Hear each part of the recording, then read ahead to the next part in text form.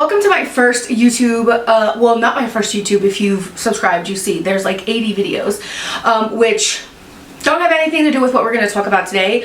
And I'm just going to preface this by saying, I know I'm probably out of focus, out of frame. You can't see all my hair. I'm probably crooked. Listen, Linda, I'm trying. Okay, I don't know what I'm doing. I had skits, I had things, I had makeup was going to be worn, like I had all this stuff that was going to happen, and long story short, it's not happening anymore. Okay, so I'm having technical difficulties because I don't know what I'm doing, right? So yeah, I don't know what I'm doing. I'm doing my best, and we're just gonna take it from here. So I will say, hold on, let me pause.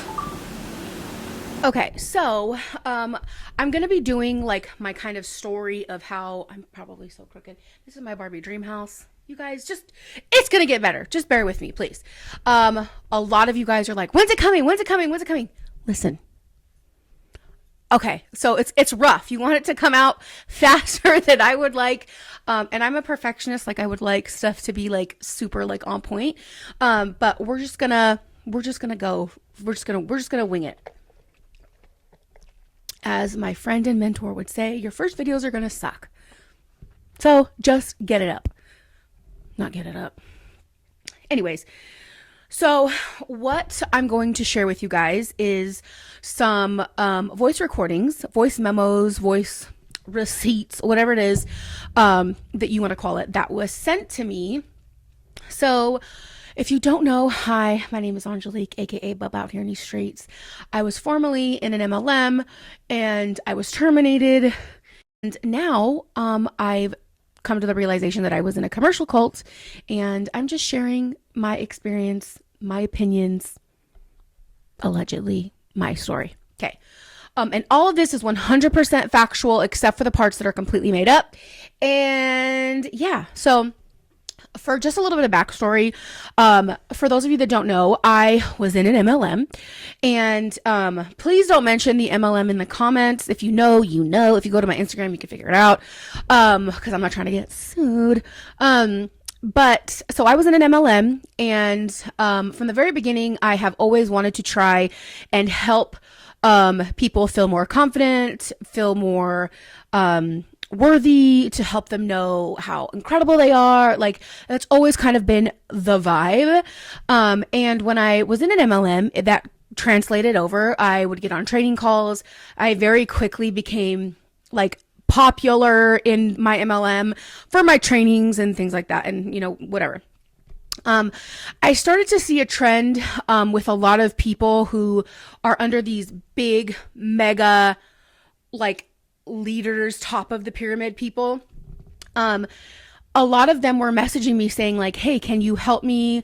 My upline doesn't help me. I can't communicate with her. Like, unless I do this, that, and the other, I don't even get to talk to her. Like just a bunch of stuff. And so, very quickly, I felt like the Lord put it on my heart to start like an open team. Because if you guys don't know, like if you're not familiar with MLMs, you join an MLM, right? It's like a company, but then depending on who you join under and what region, part of the world you're in, they have a bunch of little teams under like a big giant company. So I was like, okay, let me start an open team where it can be open trainings. It doesn't matter whose team you're on, where you come from. It doesn't benefit me. Nobody benefits from each other. We're just in there to try and encourage one another, try to create this like positive, helpful place, like a safe place, right? And what prompted it, I will say, was I remember growing up, I was in junior high, and I don't know if you guys remember, but in junior high you had PE, and PE, like you would have to run a lap every, like the start of PE. I was always the last one to come in, and then every like quarter we had to run a mile, and you had to do it like in 12 minutes, 13 minutes, which it's like, no, I couldn't do that if my life depended on it. And I was, in cheer, and I was athletic, but I was a big girl. No, it's not happening. So I was always the last one in. It was always kind of embarrassing, but I mean, I didn't really care because I'm whatever, any streets. But I was always the last one in. Like, everyone would always just run past me, you know, whatever. Even my friends, even people who were like literally walking and talking, they would jet past me, right? Like, so one day, I had this girl who I kind of sort of knew. She was like, hey, you know, we're running the mile, and I know you're always like kind of going by yourself and you're the last one in. Would you mind if I go with you? And I was like, okay. And we went together and we ran it. And she went at my pace because she was always one of the faster ones to complete the mile. And I actually made it, like my first time ever and only time I made it. I actually made the mile in under the amount of time, like by seconds, but like literally there. And so that always kind of stuck with me, like how sometimes you need to slow down to help people and run at their pace, and awesome things can happen. Goals can be made. We both still made our mile, you know, whatever, but I'm thankful that she slowed down and went with me and kind of encouraged me. So, and that might seem like cue the violins, but it's the truth. So when all this, you know, when everybody was kind of asking me for help, and I'm trying to help people, I'm trying to help my own team, you know, and so I created this open team where literally it was a place where, you know, people can slow down and work with one another to help everybody hit a goal. It was just a really, really cool place. We had over 500 people on this team, and a lot of these people are underneath these big top of the pyramid people, right? And it did sting a little bit when within my open team, I'm helping promote out people. And in my own team, I couldn't do that. And then it's benefiting these top of the pyramid people that I'm helping their girls, but you're welcome. But you know, I felt like it was more than, I was a higher calling I felt to help, you know, and I liked it. I liked the community. My own personal team, sometimes we had a lot of drama. And so I loved that this space that we created was drama free. There was maybe like one or two things where people would ask me advice about their shitty upline, and I would give them my advice. And as somebody who I've been a shitty upline, I've had a shitty upline. I've dealt with people who were extremely disrespectful, in my downline.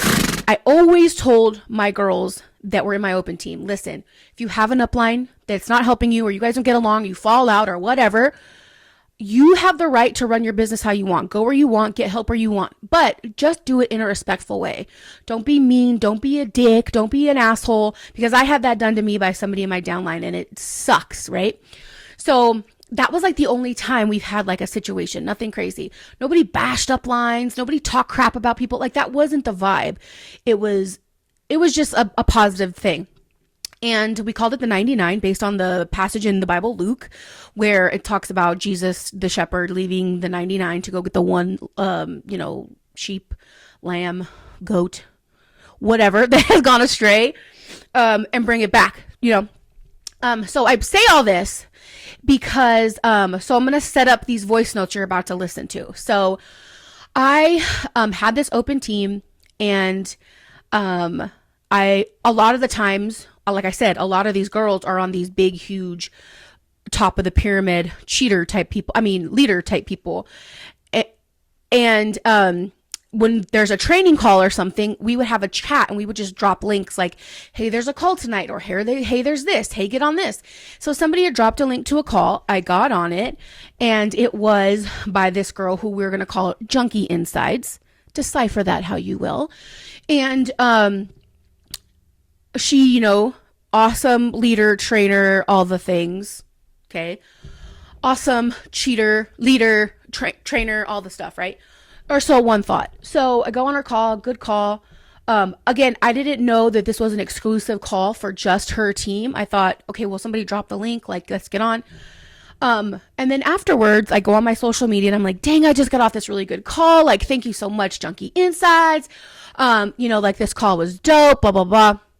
I tagged her in it, you know, say thank you, because up to this point, I'm thinking that we're friends. I'm thinking, yeah, you know, she has done some calls. I had been on some of her calls. We've done stuff together. Like, I thought we were, you know, cool. She had kind of been ghosting me a little bit here and there, but, you know, whatever. So we're talking and she's like, no, like this was exclusively for my team, exclusively, like, how did you get the link? And of course I'm not going to rat anybody out, even though I'm a snitch all day, but a good snitch. And I said, okay, well, no, like I have a group called the 99. I don't know if you know, and somebody dropped the link. And so I thought like, oh, it was okay. Like I apologize. And so I just want to preface that that's kind of like where the conversation begins. So I'm going to play the voice notes now of what she sent to me. Obviously, sometimes people don't really understand that, but yeah, this is definitely a series that is like completely exclusive to my downline. And it just, it obviously it benefits them in recruiting and keeping that exclusivity of why they joined like my team specifically or their upline who's in my downline. I've heard of the 99 thing. Gotta say, I'm not a super fan of it. I think that I've heard more drama come out of that than, I don't know. I don't know. And I guess if you were in my downline, the advice that I would give you would be to focus on your own team. And hold on. So first of all, and again, this is no tea, no shade, no pink lemonade to moms who are out here hustling in these streets. Like I respect your hustle, but sometimes, listen, you got to put your baby down and you got to tend to the baby. Like if your baby's clawing at you, like, and I get it, you have a point, you have a thought, you're trying to get it out. But so many times a lot of moms get on these calls and I get it. It's the mentality, it's the culture. You think like, oh, like I have to do this. And I'm just, what is it? Not hoeing. That ain't the word. Hauling your baby along. But sometimes it's like, tend to little young blood and then come back. Like it's fine. Like relax. So basically you guys heard what she's saying. She's saying that she's not a fan, that she's heard, which it makes sense because like I told you, that one situation that we had about the bad upline and the girls not knowing what to do and basically wanting to cut out that upline out of their business. And I said, listen, it's your business, do what you want, but do it respectfully. Don't be a dick. That upline is one of the leaders on Junkie Inside's team. So it makes sense as to why that she would feel that way. But you really want to build a business, then you have to treat this like a business. This isn't something which, I totally understand, obviously getting together and, doing sideline stuff. I've done that my whole entire business as well. But I've put the girls who joined directly with me before anyone else. And that's kind of like the point of this being exclusive. If you treat it like a business, it's going to obviously return like a business. But if you treat it like something to where let me just stop right there because it's funny that she says, if you treat it like a business, it's going to return like a business. Excuse me, sir, you cheat. Okay. You are a known cheater.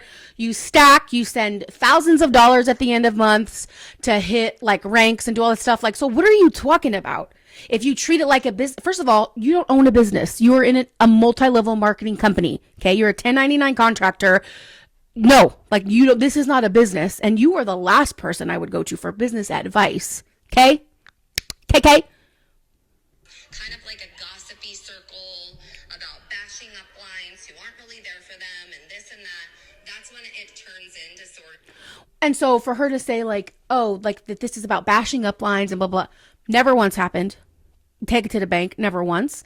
But it's funny because why would you not like something that's helping your team? Number one, because it shows you as a leader that girls are in there.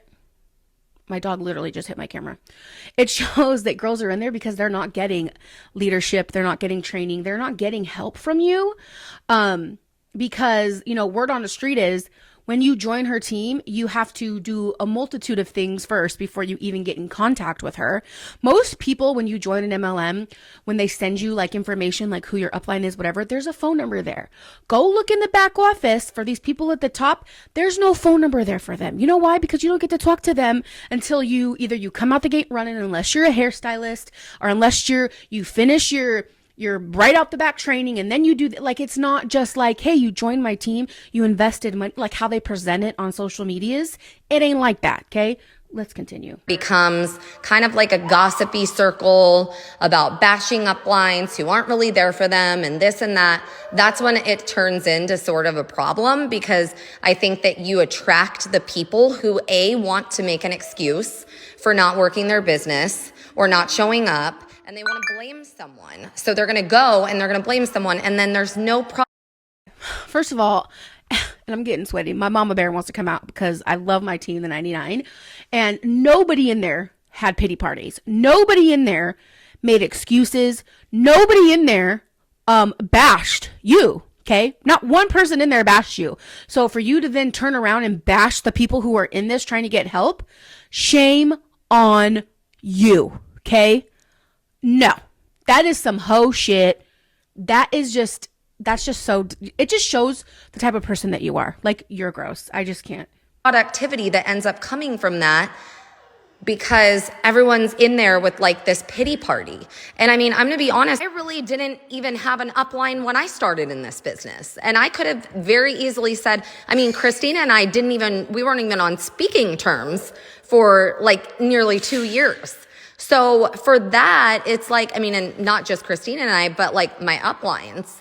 And obviously things have, evolved into a good place, but I would never, ever, ever spend my time creating something that is for, other women. So you wouldn't create something that is for other women. What? I think what she was gonna finish, and again, this is just me speculating, but what she was gonna say is, I wouldn't create something that was for other women that didn't benefit me. I'm just assuming, okay, that she was gonna say that, but I'm like, your whole vibe on social media is, God, and, like, holy is the Lord, God Almighty. Like, you just try and put out this total vibe that is not this person, okay? And especially and I don't know if maybe you can understand this from my perspective. When I hear about girls who are in my downline in this group, where I'm like, you have unlimited access to training. Okay, on that note, and I wish I had the receipt. I'll have to try and go back and find it. But I've gotten messages from people, because I do actually I do actually communicate with people who DM me, especially when they're on my team. I've gotten messages from people when me and her were friendly, and they were like, hey, I just joined under this person and I can't get a hold of them. I haven't talked to them. It's been a couple of months. Like, I don't know what I'm doing. Can you help me? And I'm like, you know what? Let me go ahead and text this person. Let me go ahead and text Junkie Insides and let her know that you're trying to get a hold of her. They've messaged her. They've emailed her, whatever. They can't get a hold of her. So I text Junkie and I'm like, listen, here's the screenshot I got from this person. They're trying to reach you on your team. Here's the number, blah, blah, blah. Oh my God, thank you so much. But so it's like, what are you talking about that people just have this access to you? First of all, you're full of shit, okay? So, anyways, that's just And then, people work and learn at different paces.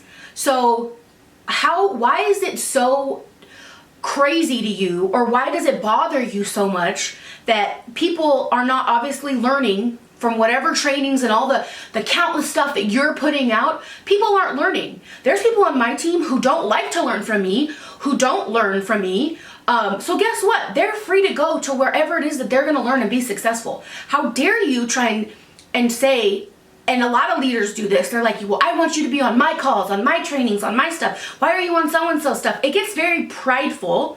And listen, if somebody's going to be successful listening to Joe Schmo's trainings instead of mine, go on Joe Schmo's trainings, because you joined this for you, right? You didn't join it for me, right? No, because at the tippy top of the pyramid, you joined this to be a pawn. You didn't know you did, but you did. Okay? And when they don't have access to you and they can't manipulate you and move you around where they like, then it becomes a problem. 2 cents, not even, and maybe you don't even care or want to know, but I'm just letting you know that it has made its way circle, and the outlook on it is not super productive. It's not. Okay, so that's where it ended. And here's what I have to say. I never shared that. I shared it with my upline, like not my upline, but my couple people that I trusted, where I was like, whoa. Like, and again, I'm a Pisces. I'm super sensitive, okay?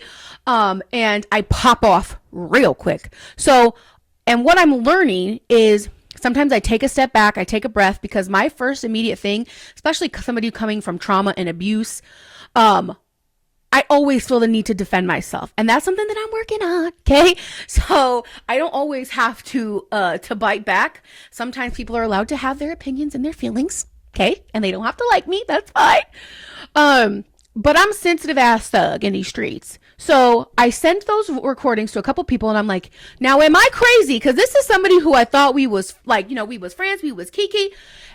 Are she being an asshole, or am I being sensitive? The consensus, okay, as this made its way around, was that she was being an asshole. And I never shared this with my open team because I knew all it would do would hurt them. It would upset them, especially because a lot of them are people who are in her downline. So I never wanted to share with them. I did share with one leader from my team, from the 99. Because I wanted people to know that my goal is to always protect them.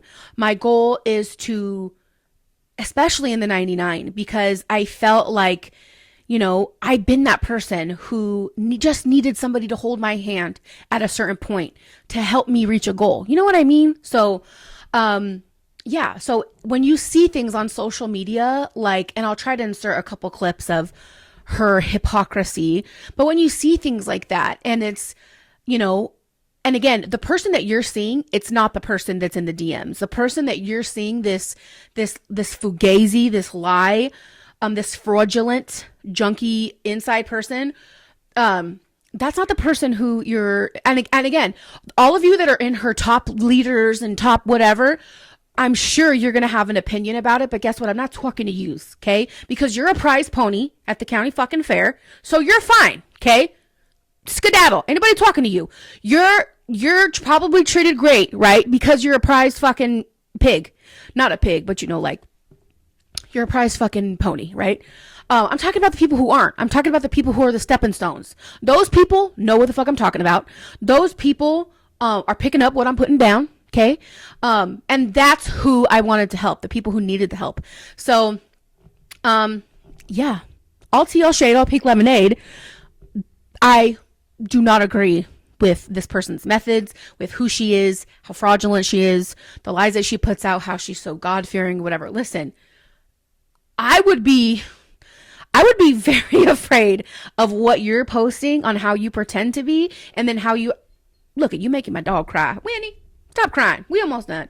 I would just be real nervous out here in these streets if I was over here being so openly fraudulent and talking about how I'm God-fearing and I'm this and that. Like, listen, I'm not gonna talk crap on anybody's walk with the Lord, but when you are so blatantly mean and a mean girl and you're a wolf in sheep's clothing, it's like I feel like I have to step up and say something, because the math ain't mathin'.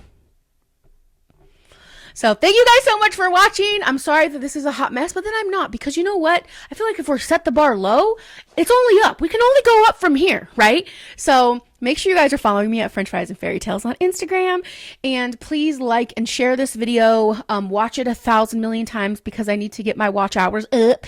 I am working on my whole how this all happened, the whole story from the horse's mouth. I'm working on that, so please bear with me. And you can also subscribe to my Patreon. I have a podcast, all that fun stuff. It's all going to be linked down below. So I will see you guys later. Bye!